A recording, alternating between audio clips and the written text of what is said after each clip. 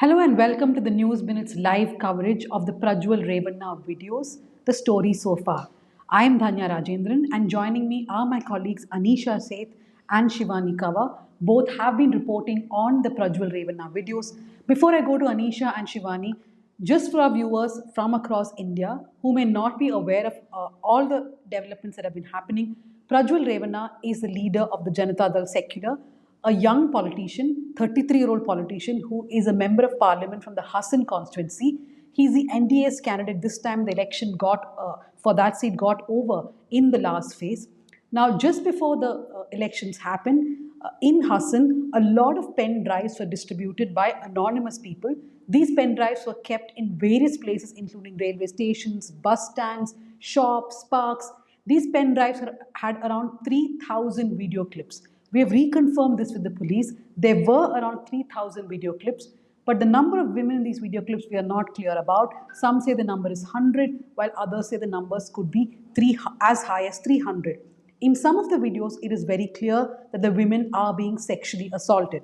I'm going to ask Anisha first. Where does the case stand now? How many complaints have been filed against Prajwal Revanna now? So at present, there are three cases filed, three FIRs, and the first one was filed on May 29th. And two FIRs have been filed against HD Revanna, who is Deve Gowda's grandson. Deve Gowda is a former Prime Minister of India. Devagowda's son. Yeah, Deve Gowda's son. Yeah. And Revanna has been accused of kidnapping one of the complainants, one of the women who is allegedly sexually abused by Prajwal Revanna. And in another complaint, which was the last one that was filed, a woman, a JDS party worker, has accused Prajwal Revanna of raping her and recording the assault. Okay, so what you're saying is that there are complaints both against H.T. Revanna, the father, and Prajwal Revanna, the son. Against Prajwal Revanna, there are two complaints filed by two women. Against H.T. Revanna, there is a complaint of sexual abuse. One woman has said that both the father and the son were sexually abusing. Yes. There is also another complaint of kidnapping a woman who was sexually assaulted by Prajwal Revanna. So the son and the father are facing serious charges.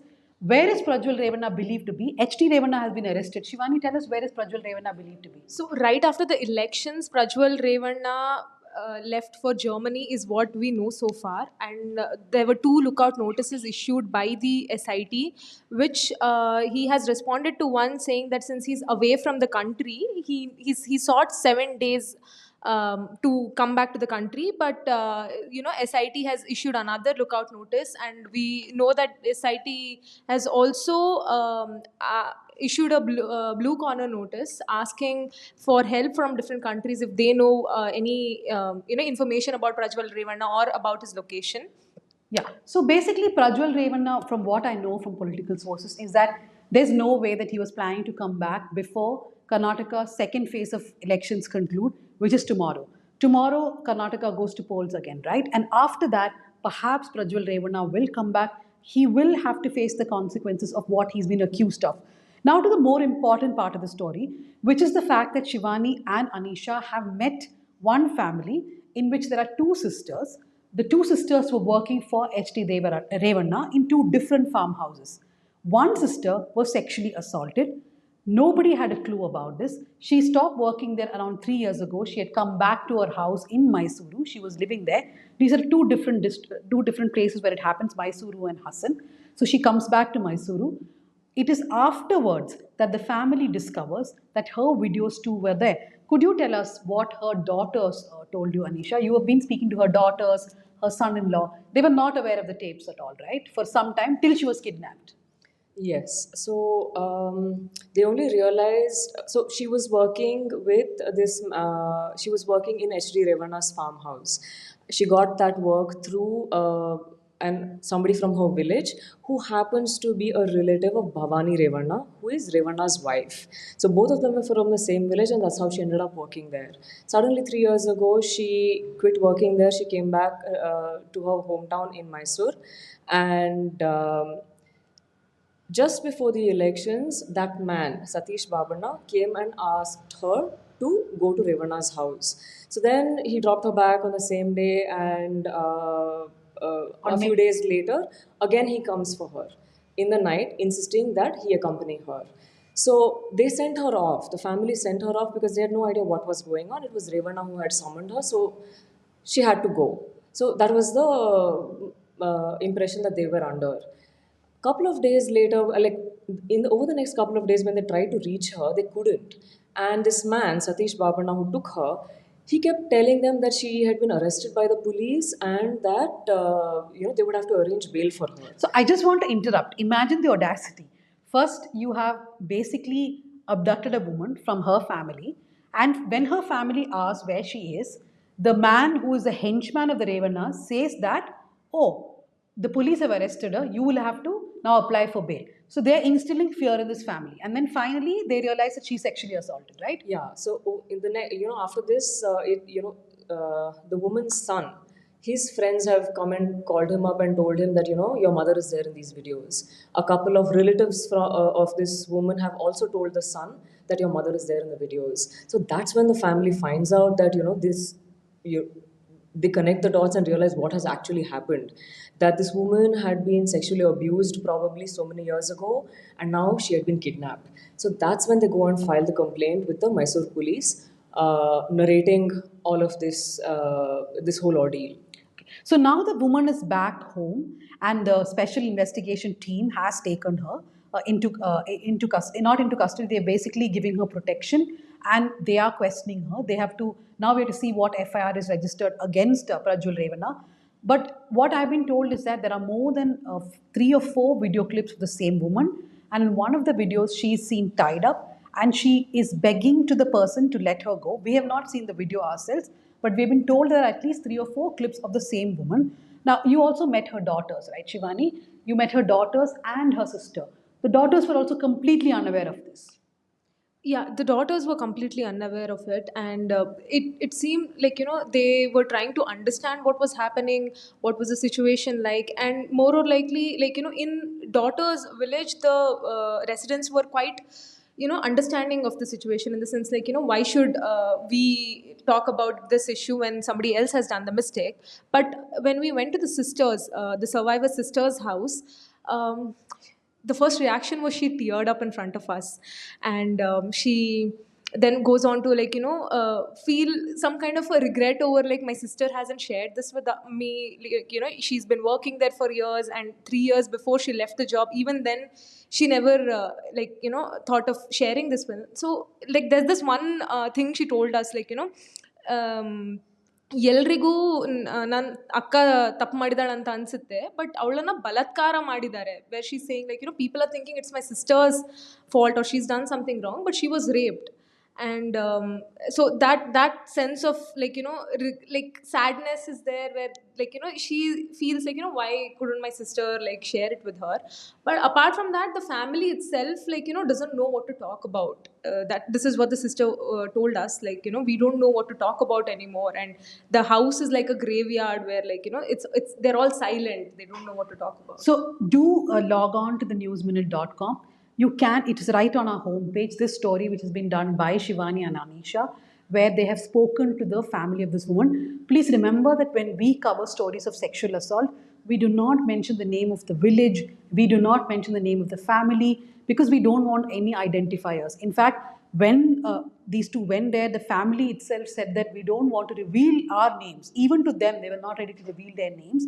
Of course, the matter is that we would never have written it anyway, but they did not want to mention their names. This is one huge problem in Hassan, that there are a lot of women who perhaps were sexually assaulted, but they fear coming out, as there would not be justice through the media also. The media would then be outside their houses, their identities would be revealed, their families would be compromised. This has become a huge problem. In fact, we are hearing that in many places, families have gone missing. Can you imagine? Around 100 women, or let us take the larger number, right, which is 300, which people are saying now. Women who have been coerced into having sex, women who never knew that they were getting recorded, or women who perhaps knew they were getting recorded but not that it would be shared with the world. Their videos were put into pen drives, and it is distributed all over the place for everyone to watch. Now, most women who perhaps knew this man are under suspicion. People who work with him are under suspicion. people who knew the family under suspicion, and many families have gone missing because they find this shame too much to bear, right, Anisha? Yes. So there's now a lot of suspicion because anybody who is remotely connected with Prajwal Revanna is now suspect as to uh, was she in the videos, right? There's a perverse kind of curiosity about who is in the videos, and people are trying to guess who they are. So it's like it is public knowledge, and people just don't know how to deal with this anymore because something of this scale has not been heard of. So yeah, No, that's actually the thing. Something of this scale has never been heard of. We have we have covered over the years so many cases where politicians have been accused of sexual assault, sexual abuse, sexual harassment, but nothing of this scale. But despite that, we fear that this man can get away if the witnesses, if the complainants are not given the support by both society, by the government, by the police, because there are already suspicions about bribes being given, about threats and intimidation. That's something that I want to speak to both Shivani and Anisha, any one of you about. You went to Hole Narsipura, which is the base of this family, and you really saw the fear that people have, right? The kind of influence the family has. yeah. So one point I would like to make, I forgot to mention it earlier, is that see the scale of this is unprecedented, right? Like even when the SIT issued a press release last night, they made it a point to say that it is not the women in these videos who have committed a crime or something like that. That the people who are at fault are the ones who committed the abuse and spread the videos. So that in itself is kind of strange coming from the cops. So coming back to your question about the atmosphere of fear in Hola Narsipura, like so when Shivani and I were researching for the story, so Deve Gowda and his son Revanna, they've held that constituency for 50 years. And since Revanna took over after he became Jilla Panchayat members in the last 25 years or so, he has exerted a lot of control over this particular district. And people are really scared of him, and it's kind of like an open secret. So even the people who spoke to us freely, if you ask them, aren't you scared? They're like, yeah, there is fear. But then they'll turn around and say, no, I don't quite, poke my nose in anybody else's business. So everybody acknowledges that. There is an element of fear. Yeah. And Shivani, there was a young woman you spoke to when you went to record a video. I mean, I would like we'll put all this in the comment sections, the video which Shivani and Anisha had shot. We'll put that also in the comment section if you haven't watched it yet.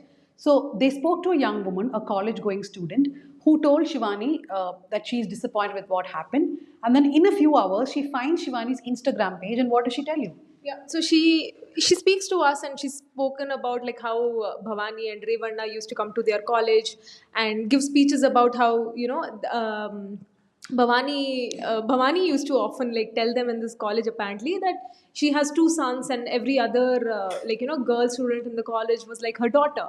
So this woman, she tells us like if she had done, if one of Prajwal had done something like this to like her daughter, if somebody had done something like this to her daughter, would she have done the same thing?